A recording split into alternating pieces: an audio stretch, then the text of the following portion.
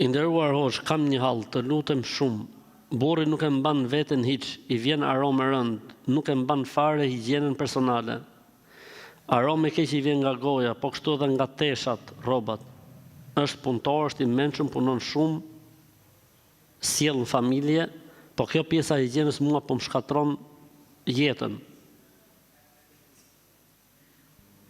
Unë e këshilloj vazhdimisht, pa ai nuk ma merr parasysh hiç, dhe këtë gjë unë po e vuaj shumë.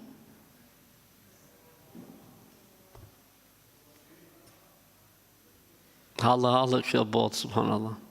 Subhanallah. Që Islami kësaj pjese i ka kushtuar shumë rëndësi, subhanallah.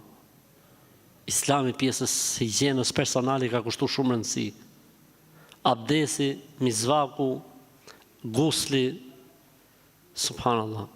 Vetë pejgamberi alayhis salam i kushton të rëndësi kësaj pjese.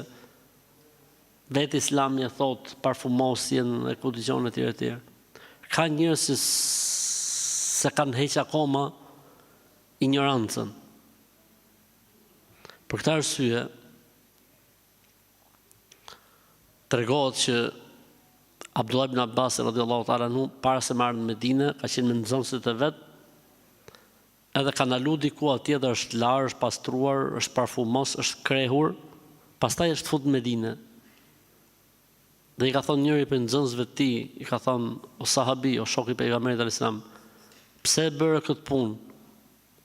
Tha, nëse duam që gratë tona të jenë sa më të paraqitshme për ne, edhe ne duhet të jemi sa më të paraqitshëm për gratë tona. Kështu që është reciproke, nëse do që gruaja jote, domethënë, të jetë sa më e hishme dhe më paraqitshme si çdo mashkull, atëherë kështu duhet të jesh ti për gruan tate, për bashkëshorten tënde. Që me të vërtetë dikush mund të habitet, po ky është problem serioz vallaj. Ky është problem serioz. Madje në librat e fikut për gjëra interesante, flitet pikërisht për këtë temë kur qëllon gruaja e tillë. Kur qëllon gruaja pise. Në librat e fikut, në kitabin e talakut, përmendet si mesele. A lejohet burrit që ta ndajë nëse qëllon gruaja pise? Po kjo vlen edhe për palën tjetër. Kështu që pse duhet me e çu punën deri këtu? Subhanallah.